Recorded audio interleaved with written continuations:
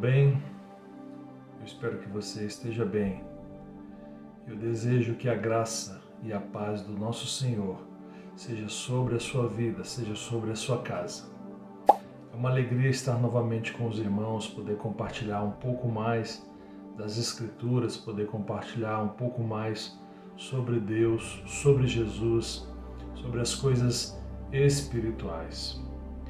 Hoje eu quero compartilhar com você nesse tempo algo muito simples, algo singelo, mas ao mesmo tempo poderoso. São orientações que foram repassadas por Paulo para Tito. E eu gostaria de ler isso com você. Capítulo 2 de Tito. E diz que são orientações a Tito e à igreja. Então, capítulo 2 de Tito, lá do versículo 1. Então, são orientações para a igreja.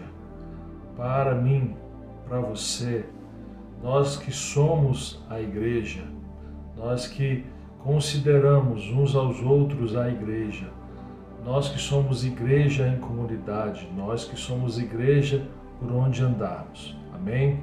Então essas orientações são para mim, são para você, e eu espero que sirva de meditação nesta noite, nesta manhã, nesta tarde, eu não sei quando você vai assistir a este vídeo. Amém? Então vamos ler. Ele diz o seguinte: tu, porém, prega o que está em harmonia com a sã doutrina.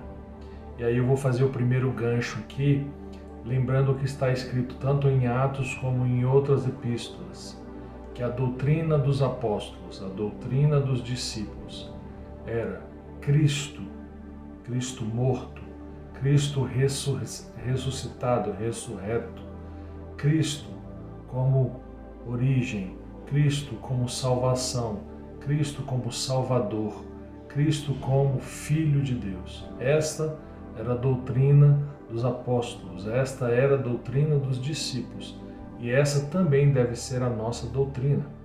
E aí ele diz para pregar e continuar pregando em harmonia com essa sã doutrina. E aí ele começa orientando: encoraja os mais velhos para que sejam equilibrados, respeitáveis, sensatos, sadios na fé, no amor e na perseverança. Veja que texto incrível, que texto poderoso, que texto maravilhoso para a nossa edificação. Ele vem orientando, primeiro, sobre ser equilibrado. E aí eu pergunto a você, porque também estou ao mesmo tempo perguntando a mim mesmo: você é equilibrado? Você está equilibrado com as pessoas que moram com você? Você é equilibrado em amor? Você é paciente? Você é equilibrado em relação às suas amizades? Você é equilibrado em relação àquilo que chega às suas mãos? Você é equilibrado em relação às suas finanças?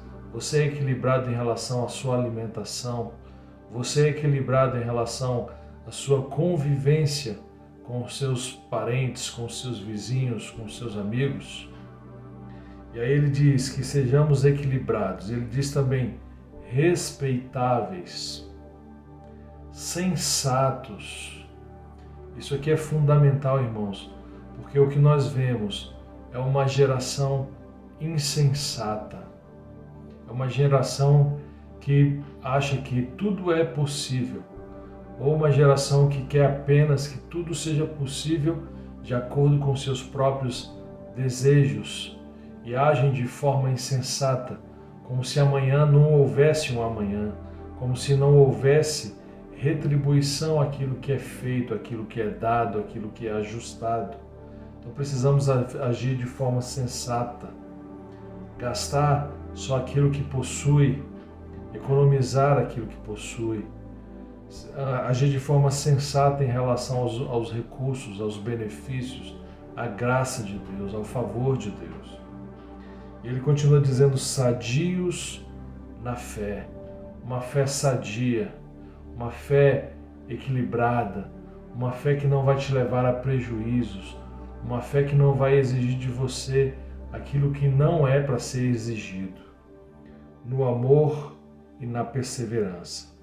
E aí no versículo 3 ele diz: semelhantemente, ensina as mulheres maduras a serem reverentes quanto ao seu estilo de vida, não caluniadoras, não viciadas em muito vinho, mas capazes de ensinar o que é bom. E aqui eu vou ampliar essa versão e vou dizer que isso deve ser ensinado não só às mulheres, mas aos homens também, em relação ao seu estilo de vida, a não serem caluniadores, a não serem viciados em vinho, mas capazes de ensinar o que é bom. Dessa forma, tanto as mulheres como os homens estarão aptos para orientar as mulheres e os homens mais jovens a amarem seus maridos, filhos e esposas e família, a serem equilibradas e equilibrados, puras, dedicados aos seus lares, a cultivarem um bom coração. E eu gostei muito desse termo, dessa frase utilizada, a cultivarem um bom coração. Veja que interessante. A orientação é que o nosso coração deve ser cultivado com boas coisas, deve ser cultivado com bons pensamentos, deve ser cultivado com boas palavras, deve ser cultivado com respeito, cultivado com amor, com generosidade. Nós precisamos ensinar os nossos corações a generosidade, aquilo que Cristo disse que é melhor dar do que receber.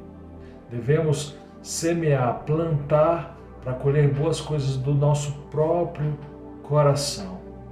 E eu sei que muitas vezes quando a gente fala em sementes, em plantar e colher, a maioria das pessoas começa a pensar em dinheiro, ou em recursos financeiros, ou em coisas materiais, mas não é disso que o texto trata, e não é disso que se trata o Evangelho.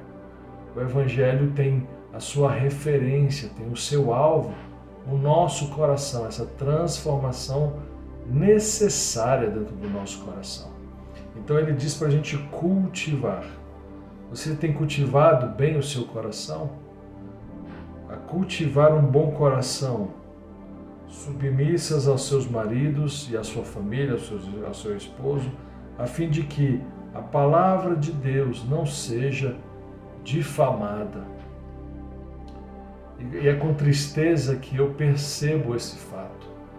Como a palavra de Deus é difamada.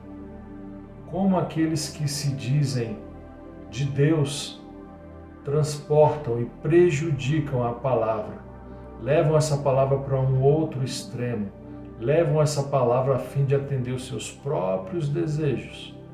E aí, por causa dessas pessoas, por causa desse tipo de ação, por causa desse tipo de coração que busca o seu próprio interesse, a palavra de Deus tem sido difamada.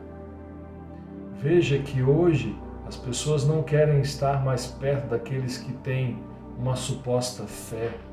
Eles não querem estar perto daqueles que praticam os ensinamentos de Cristo. Por quê?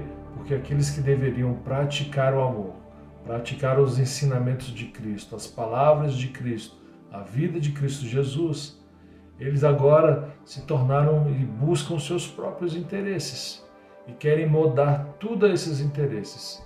Se metem onde não são chamados, buscam estar nos melhores lugares, nos palácios e, de verdade, infernizando a vida de todo mundo. O bem que eles acham estar fazendo, eles estão prejudicando os outros e fazendo com que os outros difamem a palavra de Deus. É por isso que o conselho aqui é para uma volta ao equilíbrio, à moderação, a ajustar bem o coração, a ter palavras verdadeiras, a ter boas ações baseadas na verdade e no amor.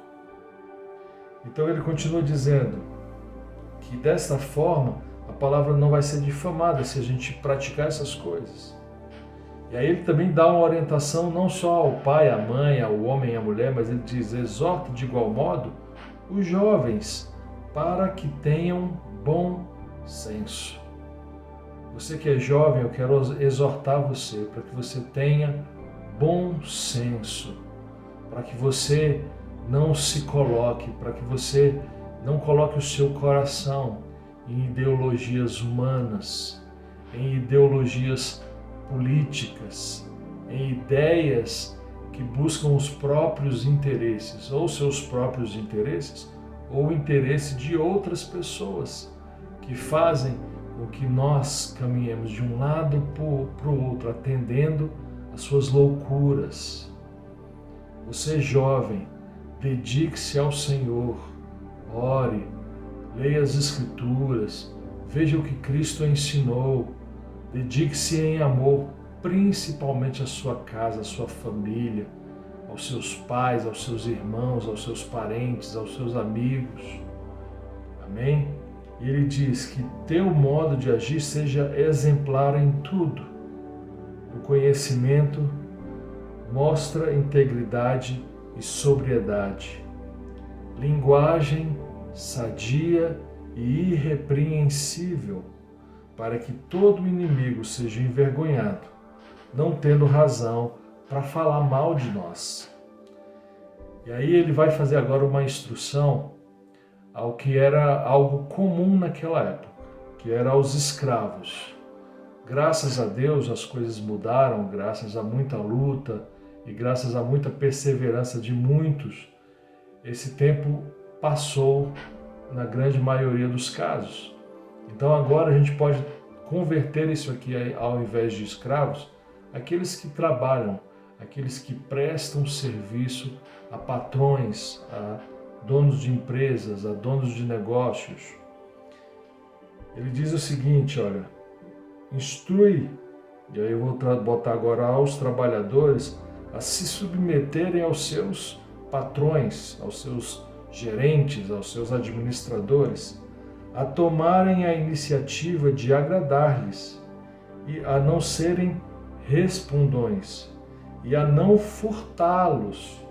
Pelo contrário, a demonstrarem que são completamente dignos de confiança, a fim de que todos observem o esplendor da doutrina de Deus, nosso Salvador. Porquanto a graça de Deus se manifestou salvadora para todas as pessoas. E por que ele coloca isso agora? Ele vem dando orientações para os homens, para as mulheres, para os jovens, para os trabalhadores. E aí ele continua dizendo agora, porquanto a graça de Deus se manifestou salvadora para todas as pessoas. Essa informação, essa frase foi colocada aqui, foi dita pelo apóstolo com um motivo específico, na minha opinião, na minha visão, para dizer que a graça de Deus, que é salvadora a todos os homens, é essa mesma graça que vai nos amparar, que vai nos ajudar, que vai nos capacitar a ser tudo que foi dito antes, tudo que foi lido antes, a ser um bom marido, a ser uma boa esposa, a ser um bom filho, a ser um bom funcionário, a ser um bom patrão. Só é possível para ser de acordo com o Evangelho se for pela graça, se for com a ajuda do Espírito Santo de Deus. Espírito esse que nos capacita em todas as coisas. E aí ele diz que essa graça nos orienta a renunciar à impiedade e às paixões mundanas. E olha agora, irmãos, viver de maneira sensata, justa e piedosamente nesta presente era, enquanto aguardamos a bendita esperança, o glorioso retorno do nosso grande Deus e Salvador Jesus Cristo. Ele se entregou a si mesmo por nós, para nos remir de toda maldade e purificar para si um povo todo seu, consagrado, dedicado a boas obras. Prega essas instruções, anuncia essas instruções, encoraja e repreende com toda a autoridade. Ninguém te menospreze.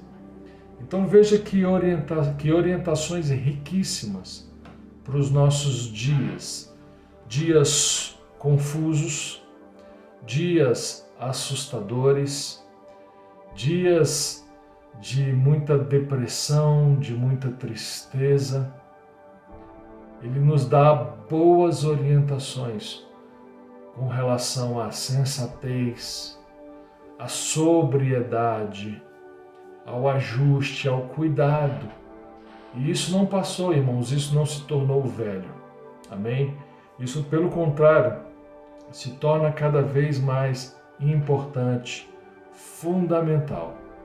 E aí, como o próprio Jesus também nos disse, que sejamos mais do que ouvintes, mas que sejamos praticantes dessas coisas. Amém? Deus abençoe você, Deus abençoe sua casa, Deus abençoe a sua saúde, a saúde da sua família. Deus te traga encorajamento, que o Espírito Santo te dirija em tudo. Em nome de Jesus. Amém. E se Deus quiser, até uma próxima oportunidade. Fique na paz, irmão.